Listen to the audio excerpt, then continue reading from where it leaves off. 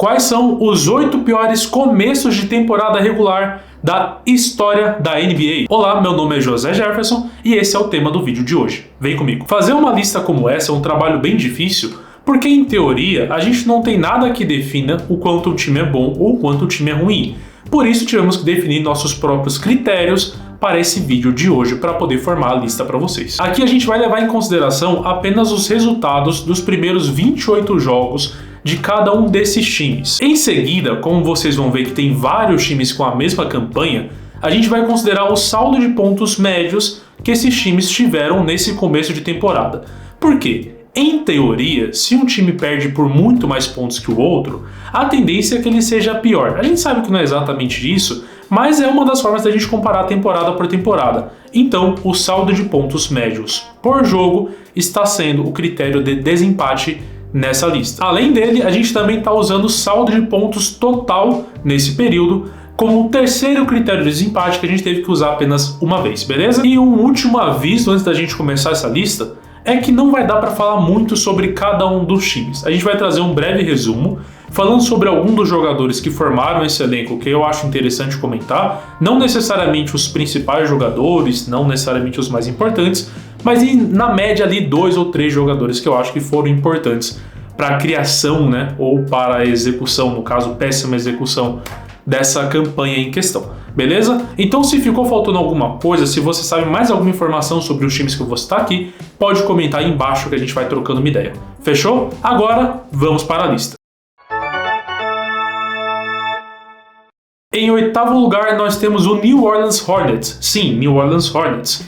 Da temporada de 2004-2005, o time teve 2 vitórias e 26 derrotas, ganhando a sua primeira partida apenas no 9º jogo daquela temporada. O Hornets, que nessa temporada em questão, teve o pior ataque da liga, sendo limitado a míseros 88,4 pontos por jogo. É claro que é importante a gente dar o contexto que a média de pontos da liga naquela temporada era bem diferente do que é hoje, basicamente 20 anos depois. Para vocês terem uma noção, para ficar mais fácil de entender a diferença dessa equipe para as outras, a média de pontos por jogo da liga naquela temporada foi de 97, o que ainda deixa o desempenho dos Hornets bem ruim. Entre os jogadores desse elenco, a gente vai destacar 2, sendo eles Dan Dickau e Lee Nailon, contribuindo respectivamente com 13,2 e 14,2 pontos por jogo. Ah, mas que a pronúncia do nome está errada, aqui na Alabama a gente fala de outro jeito. Sim, eu sei, provavelmente você está certo, provavelmente eu estou errado, mas a minha pronúncia de nomes é simplesmente horrível, não espere nada melhor de mim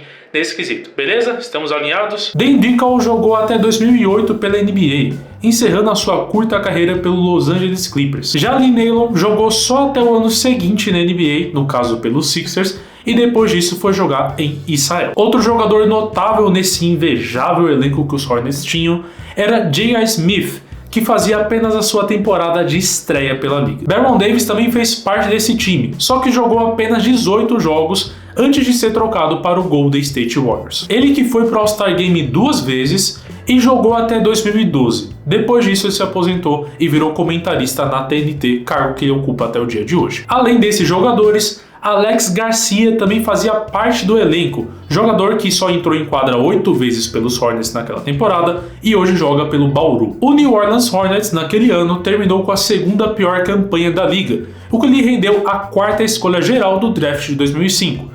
Escolha essa usada para draftar ninguém mais, ninguém menos que Chris Paul. Será que valeu a pena? Vocês conhecem esse tal de Chris Paul? Não sei, eu tenho a impressão que eu já ouvi falar nesse carinha aí. Na temporada seguinte, o time teve 38 vitórias e 44 derrotas.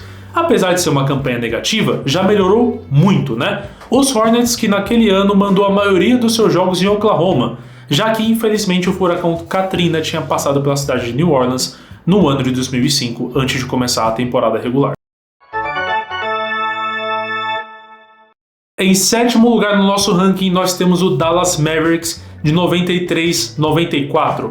O time também teve 2 vitórias e 26 derrotas, desempatando pelo saldo de pontos, que nesse caso foi de menos 11,2, lembrando o saldo de pontos médio por jogo nesse período em questão. Assim como o nosso time anterior, o Dallas Mavericks também teve o pior ataque da liga naquela temporada, tendo apenas 95,1 pontos por jogo. O Dallas Mavericks já tinha tido um ano bem ruim anteriormente desse daqui, tá?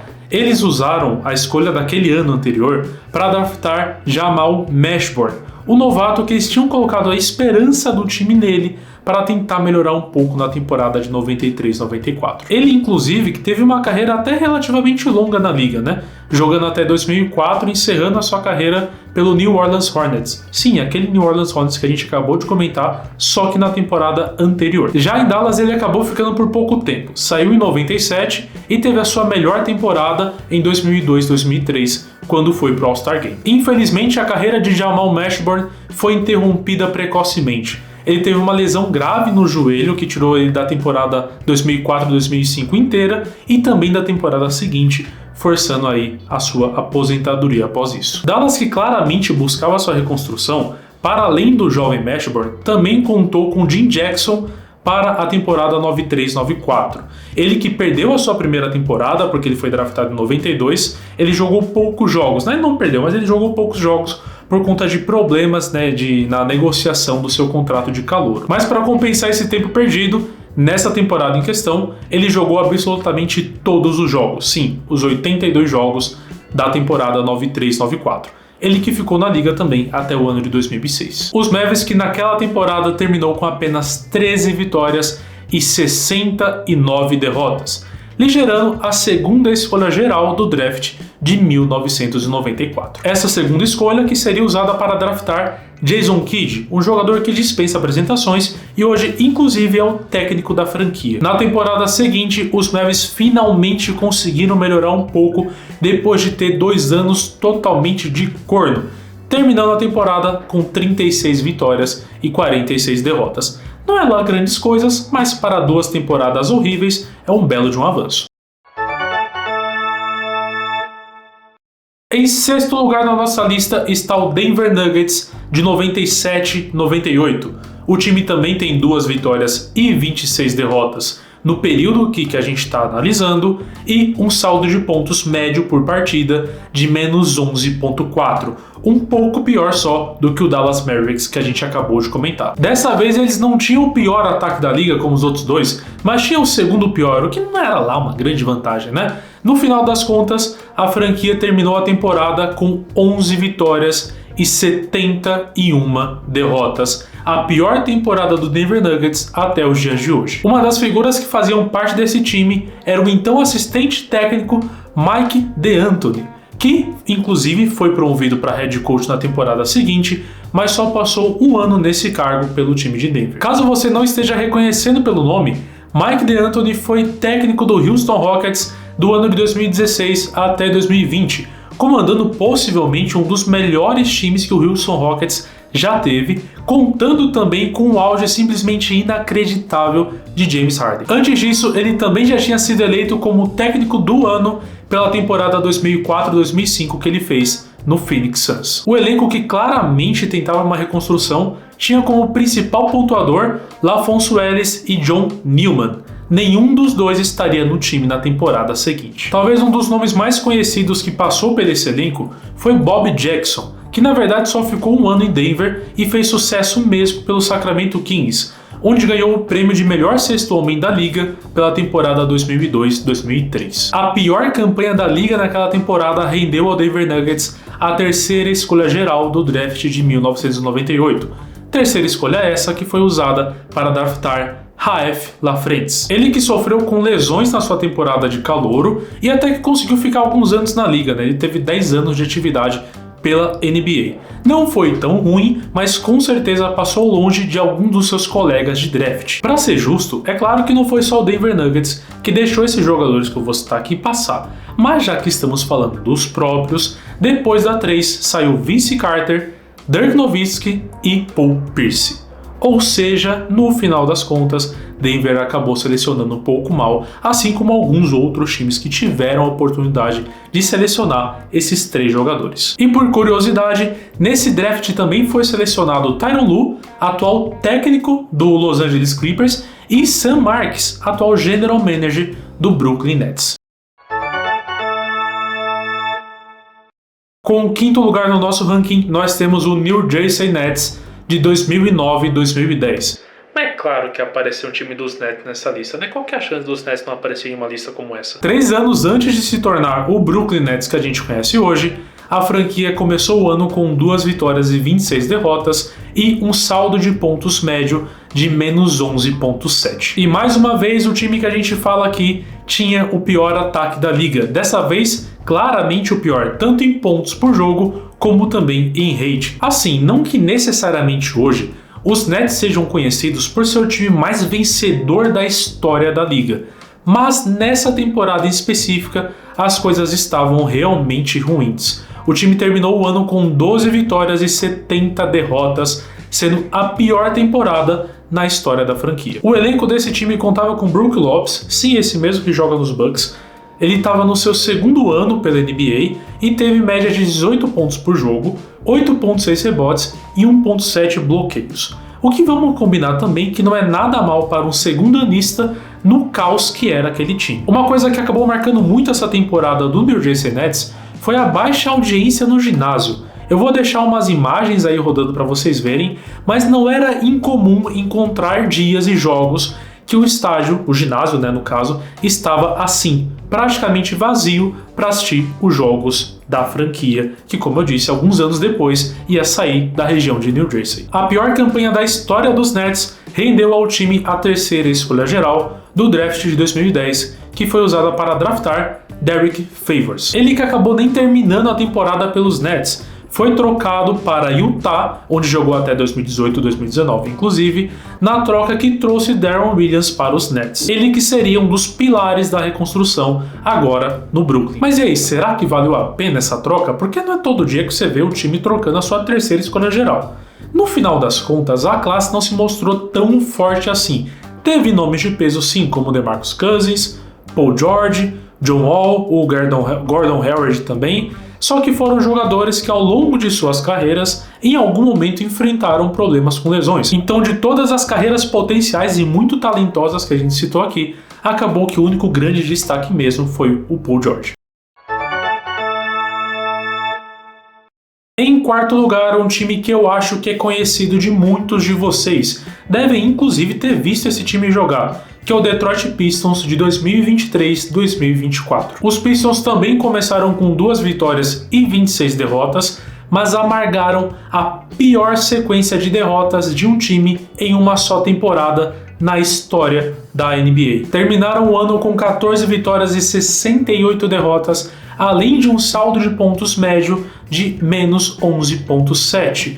Apenas um ponto atrás no saldo de pontos total, que era o terceiro critério de desempate, do Brooklyn Nets, no caso do New Jersey Nets, de 2009 e 2010. Nesse caso, eu nem vou me estender muito falando sobre o elenco, tá? Atualmente, o time ainda tem algumas peças da temporada passada e, como eu disse, eu acho que muitos de vocês viram os Pistons jogar. Esse time que foi saco de pancadas da liga inteira por pelo menos metade da temporada passada. Monty Williams, técnico do time na temporada em questão, tinha acabado de assinar um contrato de 5 anos por 60 milhões, mas graças ao desempenho pavoroso que o time teve, foi mandado embora já na temporada seguinte, 24-25, a temporada que estamos atualmente. Outro que também foi mandado embora foi o general manager do time, que sim foi responsável por boa parte dessa incrível desorganização que a franquia sofreu. Para vocês terem uma noção, além do time ter um elenco muito fraco, o time também sofreu com lesões ao longo da temporada. No total, 31 jogadores iniciaram pelo menos uma partida pelo Detroit Pistons, número que só ficou atrás do Memphis Grizzlies, que foi o time que mais sofreu com lesões na temporada 23-24. A gente não tem muito o que falar sobre o futuro do time, porque no momento estamos vivendo esse futuro.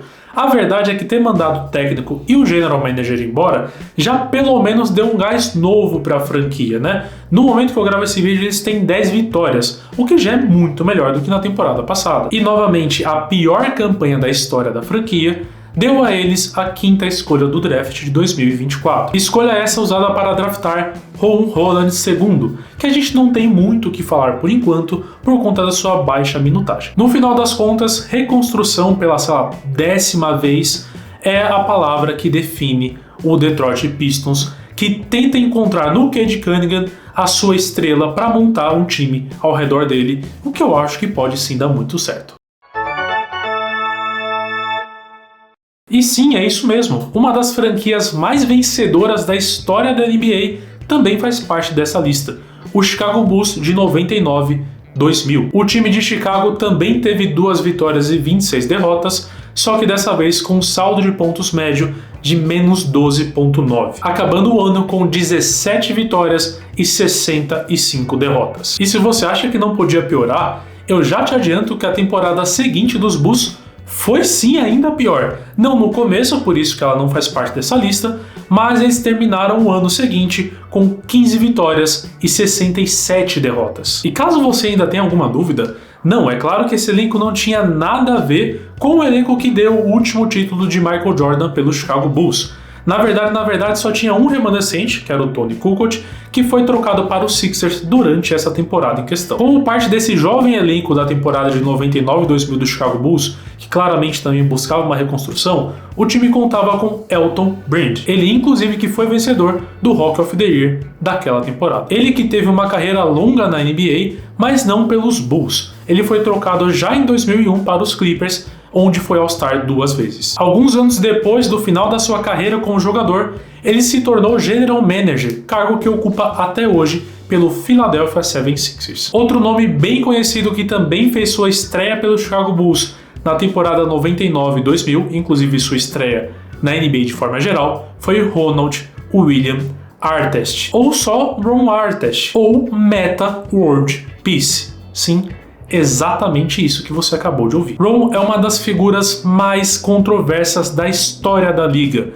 E não é à toa. Ele protagonizou a maior briga da história da liga e a maior suspensão também. Eu não vou me estender muito sobre ele porque é um cara que daria um vídeo por si só, né? Mas o cidadão que resolveu mudar de nome em 2011, né, em favor da paz mundial, também foi conhecido, para além das tretas, como um grande defensor, ganhando inclusive o prêmio de melhor defensor do ano pela temporada de 2004. Essa campanha fraca dos Bulls deu ao time a 4ª escolha geral do draft de 2000, que foi usada para draftar Marcus Fizer. Ele que teve uma passagem bem curta pela liga, se encerrando já em 2005.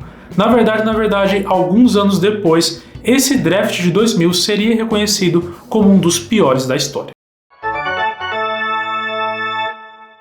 Pois bem, é exatamente isso, você não está tendo um déjà vu. O Dallas Mavericks de 92-93 é o segundo colocado na nossa lista. E a temporada de 93-94, ou seja, a temporada seguinte dessa, foi a 7ª colocada. Ou seja, 2 anos começando a temporada de forma simplesmente desastrosa. E o segundo colocado do nosso ranking também tem 2 vitórias e 26 derrotas, só que com um saldo de pontos médio de menos 17,8. Exatamente quase 5 a mais do que o terceiro colocado anterior a ele. E obviamente o saldo final da temporada não poderia ser bom no meio desse caos todo. O time terminou com apenas 11 vitórias e 71 derrotas. E é claro que você já deve ter percebido pelo saldo médio que esse time era realmente muito ruim. Ele é inclusive o primeiro da lista até agora que tem tanto o pior ataque quanto a pior defesa da temporada em questão. Esse time de Dallas teve 2 técnicos ao longo do ano, o que começou e foi mandado embora e o que assumiu. Nenhum desses 2 técnicos estavam no time no ano seguinte, ou seja, nós temos 2 temporadas e 3 técnicos em atividade. Definitivamente não tinha como dar muito certo. A década de 90 foi simplesmente horrível para o Dallas Mavericks. O time que foi para a pós-temporada em 89-90 só voltou para os playoffs da liga em 2000-2001, ou seja, 11 anos de reconstrução para o time poder voltar a competir. E somando as 2 temporadas que a gente falou aqui, a 7ª e essa a 2ª, o Dallas conseguiu apenas 24 vitórias. Isso mesmo, 24 vitórias somadas em 2 temporadas. Vai acabar que assim, para além dessas grandes desconquistas do Dallas Mavericks que a gente citou aqui, eu não tenho mais muito o que falar sobre esse time, porque a gente já comentou muito sobre o da temporada 93-94 e o elenco era bem parecido. O que você precisa saber de diferente é que essa campanha que eu acabei de citar, a 2ª, gerou a 4ª escolha do draft de 1993, que draftou justamente Jamal Mashburn, o jogador que a gente comentou lá na 7ª posição. E depois dessa passada por Dallas, que praticamente teve 3-4 anos perdidos, nós vamos para a primeira posição. Só lembrando que os critérios foram vitórias e derrotas, saldo médio de pontos e saldo total. E a gente só está considerando aqui também temporadas completas, beleza? Então temporadas que tiveram greve ou, por exemplo, a temporada da bolha não entraram nessa questão porque ficaria um pouco injusto a comparação de início ali, os 33%. Beleza? Então vamos para o primeiro colocado?